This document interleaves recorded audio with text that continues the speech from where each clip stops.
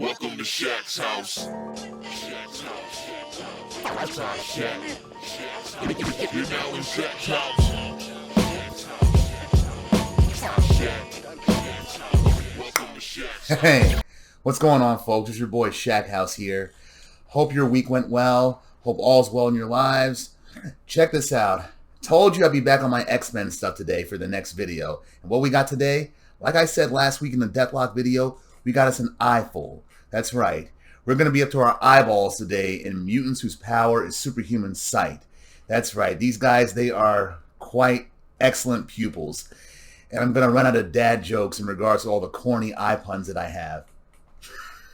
Who are we talking about today? Peeper from Mutant Force, and later he was on Krakoa as part of S.W.O.R.D, and Eye-Boy from Wolverine and the X-Men, who later became part of, X Factor. That's right. The difference between these two mutants, one has bigger eyes, one has more eyes.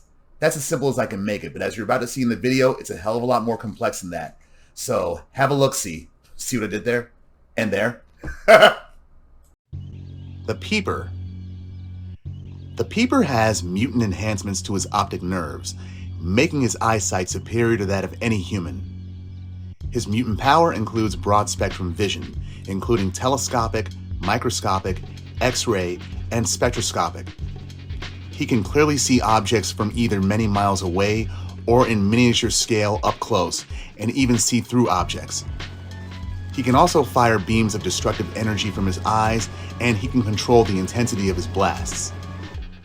The Peeper's mutation also grants him overly large eyes, slightly protruding and pointed ears, and a slightly stooped posture. Some fun facts. The Peeper was a member of the Mutant Force, mutants who were originally gathered by Magneto as the second incarnation of the Brotherhood of Evil Mutants, but they were eventually abandoned by Magneto and eventually fell in with a mutant criminal known as Mandrill, who rebranded them as Mutant Force. They served as mercenaries under several organizations, including Mandrill's Femforce and Professor Power's Secret Empire.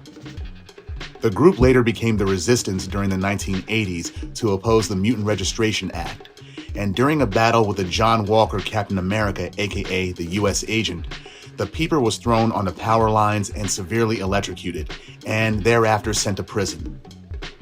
His electrocution had long-term effects on him. He became jittery, developed a repetitive speech quirk, and a servile, childlike personality, as well as referring himself into the third person as Peepers.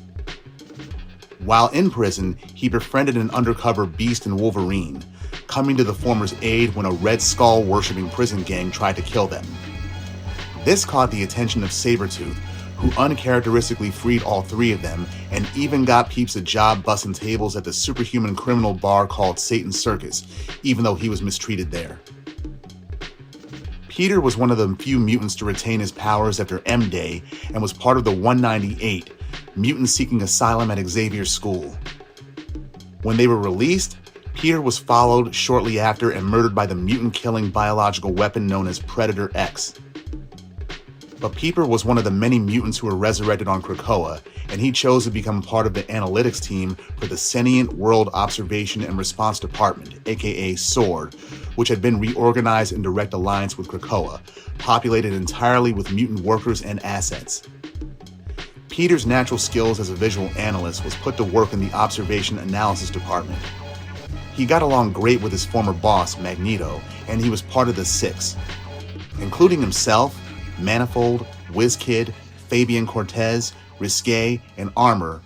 The Six were mutants who combined their powers to mine multi-dimensional space for exotic resources. Eye-Boy. Eye-Boy is a mutant who possesses nearly 36 functional eyes scattered over every surface of his body. He has a superhuman visual cortex able to effectively process sensory input from these various perspectives simultaneously, giving him 360-degree field of vision at all times. This allows him to quickly react to attack from behind or on his periphery and track a number of different moving objects simultaneously. Training with Wolverine helped Trevor to develop an intuitive aspect to his ability, adding hyperperceptiveness to his hypervision. Similar to Cypher's expanded abilities after his resurrection, Eye-Boy can now read body language, i.e., perceive subtle mannerisms and visual cues from others in order to identify their emotional states, subtle responses to their environment, and perform detective-level data extrapolation based on his observations.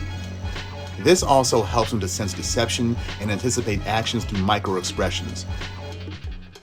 His eyes possess telescopic and microscopic vision, seeing things that are very small or very far away, and X-ray vision to see through walls or selectively peel back layers to see through clothes, illuminating skeletal, neurological, or cardiovascular activity in a human body, track heat signatures, etc. He can perceive otherwise invisible forces like magic and enhancements, track people he's connected to through emotional psychic residue, and so on. And recently, Trevor learned how to use his eyes to harness and amplify light, projecting radiant beams of heat and radiation from his hands. Some fun facts. Trevor Hawkins manifested his power after the Phoenix Force managed to undo the Scarlet Witch's No More Mutants mandate. Once he manifested all those eyes, he did the most logical thing that most young mutants would do. He joined Xavier's school, and he joined them during the Wolverine and the X-Men era, but was later moved into the second generation X title. So as a result, he's had training in his abilities from both Wolverine and Jubilee. He has a thing for fellow mutant Nature Girl, and eventually joined the mutant nation of Krakoa, where he was part of that era's iteration of X-Factor. While part of X-Factor, he got along great with Prodigy, as they have complementary abilities. Trevor's vision brought him knowledge which David's psychomimetic awareness could access and make use of, while David's wide knowledge base could inform Trevor of what to look for with his vision, such as how to identify microscopic traces of various substances during forensic work. Okay, let's do a little bit of compare and contrast. As stated in the intro video, Eye-Boy has more eyes, while the Peeper has bigger eyes. However, they both have what appears to be a mutated superhuman form of emetropia, aka 20/20 sight, that grants them broad spectrum vision. Their abilities make them well suited for anything requiring intense focus of sight, a visual analyst in the Peepers case, and a detective in Trevor's case. Also, they both can use their eyes to gather light and rechannel said light as energy blasts, Peeper through his eyes, and Trevor thus far through his hands. Also, let's take into account both of their eye structures. Peeper has 2 eyes, though his bulge and have pupils with no visible iris. Eye-Boy has nearly 57 to be exact, 57 eyes scattered all over his body, and he even has heterochromia in some, if not all of them. His eyes are of different color, which is either a part of his mutation or really just artistic license of whoever's behind his story. Trevor's eyes have different angular perspectives, and his mutation allows him to process information like a multicam live stream. Peter's eyes, from how they look, they must function more like a common housefly. I mean, his eyes aren't multifaceted, but they enable him to see 360 degrees around, above, and below his head at all times. Now, the fovea of the normal human eye confines perception to a very narrow field of vision, largely ignoring the peripheral vision. Non-foveal eyesight, like that of a fly, devotes equal importance to all angles of view. So Peter's mutation may have allowed for his brain to acclimate to the confusing input of non-foveal vision, as he is fully adapted and cannot be caught unawares even from behind. The same goes for Eye-Boy, as he literally has eyes in the back of his head, so nothing ever gets by him either. For both mutants, they'll never need glasses, and they're both complete strangers to the term declining eyesight. Hell, if they ever pick up from a dispensary, I wonder if their eyes will ever get bloodshot red. And if so, will it take Ben Stein from those Clear Eye commercials to save them? And also, let's talk about their physical appearances. Trevor, with all those eyes on his body, he looks something out of Pan's Labyrinth, while Peter, especially with those great big eyes and smile, he looks more like one of those eunuchs from that Family Guy episode about cults. And also, during his imprisonment, they had him looking like that alien from that E.T. ripoff film, Mac and Me. Actually, you know what? I take that back. Nah, that's an insult to Peeper, because those aliens in that film, they look like severe facial burn victims, in the sense that they always look like they just walked into their own surprise party. I kid. Other differences?